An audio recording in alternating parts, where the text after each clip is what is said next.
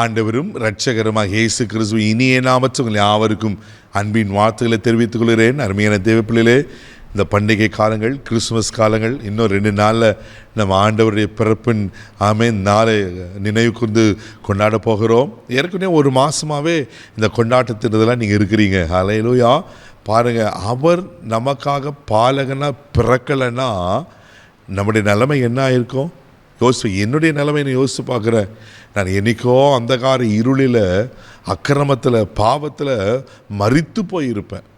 ஆனால் அவர் இயேசு கிறிஸ்து பாலகனாக இந்த உலகத்தில் பிறந்ததுனால்தான் ஆண்ட்ரூஸ்க்கு ஒரு வாழ்வு கிடைத்தது. ஆமேன்.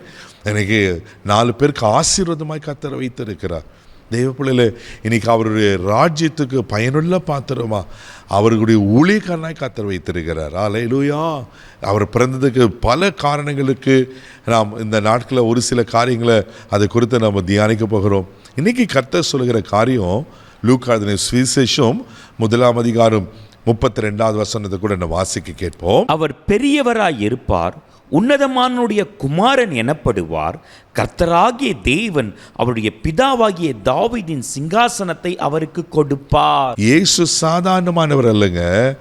அவர் மாட்டு தொழுவத்தில் பிறந்தாலும், ஒரு எளிய கோலத்தில் அவர் பிறந்தாலும், அவர் யார் தெரியுமா? அவர் பெரியவர். ஆமேன். அவர் உன்னதமானவர். அவருக்கு நிகர் அவர் ஒருவர் மாத்திரம்தான்.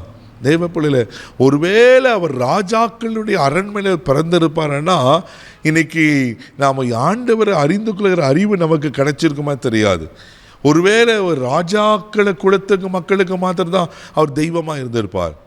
அவர் அகில உலகத்துக்கும் ஆண்டவர், அகில உலகத்துக்கும் அவர் தேவன். அதனால தான் ஒரு சாதாரண மனுஷனாய் அவர் சாதாரண எளிமையான முறையில் அவர் பிறந்திருக்கிறது நம்ம வேதத்தில் வாசிக்கிறோம். தேவகுமாரன் பெற்றெடுக்க ஒரு நபர் வேணும். இப்போ ஆண்டவர் மரியாதை தெரிந்து கொள்கிறார். தேவதூதன் மூலமாய் மரியாளுக்கு செய்திகள் சொல்லப்படுகிறது. இதை கேட்டோன்னா மரியாள் பயப்படுறாங்க. ஆமேன். இந்த வசனம் அழகாக சொல்லப்பட்டிருக்கும் 30ஆம் வசனத்தில், மரியாளே பயப்படாது, நீ தேவனிடத்தில் கிருபை பெற்றாய். 31ஆம் வசனத்தில், நீ கர்ப்பவதியாகி குமாரனை பெறுவாய், அவருக்கு இயேசு என்று பெயரிடுவாய். இதை கேட்டவுடனே மரியாள் பயப்படுறாங்க. இது எப்படி ஆகும்? நானும் புருஷன் அறியனே. அவள் புருஷன் அறியலை. ஒரு கன்னிப்பெண் ஒரு குழந்தை பிறகுறா உலகம் என்ன சொல்லும்? ஆனால் பாருங்க, அப்போ தான் சொல்கிறாரு, இல்லை அவர் பெரியவராக இருப்பார், உன்னதமான இருப்பார், பரிசுத்த ஆவியினாலே அவர் என்ன பண்ண உற்பத்தியானவர். ஆமே. மரியாளே, இது மனித உறவில் உருவாக்கப்பட்ட குழந்தை அல்ல, இது பரிசுத்த ஆவியினால் உண்டாக்கப்பட்ட குழந்தை. பரிசுத்த ஆவியானவர் உண்மையில் நிழலிடுவார் என்று சொல்லி அந்த கிருபையை தேவகுமாரனை பெற்றெடுக்கிற ஒரு பெரிய பாக்கியத்தை மரியாள் கிடைக்கிறத நான் பார்க்கிறோம். அவர் பெரியவராயிருப்பார். அல்லேலூயா. எரேமியா தீர்க்கதரிசன புஸ்தகம் 10ஆம் அதிகாரம் 6வது வசனம் கூட வாசிக்க கேட்போம். கர்த்தாவே, உமக்கு ஒப்பானவன் இல்லை, நீரே பெரியவர், உமது நாமமே வல்லமையில் பெரியது. பாருங்க, இங்க எரேமியா தீர்க்கதரிசி சொல்றார், கர்த்தாவே உமக்கு ஒப்பானவன் இல்லை, நீர் ஒருவரே பெரியவர். ஆமென். உமது நாமம் வல்லமையில் பெரியது. அதிசயமான நாமம், ஆலோசனை கர்த்தர், வல்லமை உள்ளவர். ஏசாயா தீர்க்கதரிசனத்தில் இத்தனை நாமங்கள் சொல்லப்பட்டதல்லவா? நித்திய பிதா, சமாதான பிரபு என்று. அப்போ அவருக்கு நிகர் அவர் ஒருவர் மாத்திரங்க. அவருக்கு நிகர் உலகத்தில் யாருமே கிடையாது. அவர் பெரியவர். அல்லேலூயா, அல்லேலூயா. அவர் உங்களுக்குள்ள பெரியவராக இருக்கிறார். உங்கள் வாழ்க்கையிலும் அவர் பெரிய காரியங்களை செய்ய உண்மையிலவராக இருக்கிறார். அல்லேலூயா.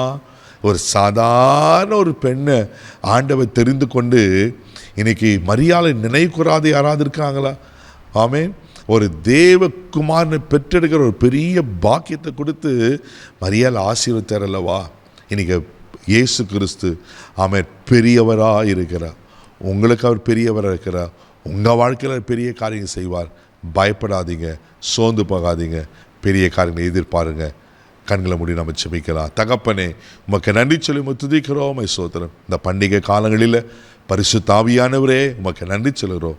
ஆமென். அன்றைக்கி மரியாளுக்கு சொன்னது போல, மரியாள் பயந்த போது பயப்படாதே என்று சொல்லி அவர் பெரியவராக இருப்பார்னு உங்கள் நாமத்தை அண்டரே, உங்கள் வல்லமையை வெளிப்படுத்தினல்லவா?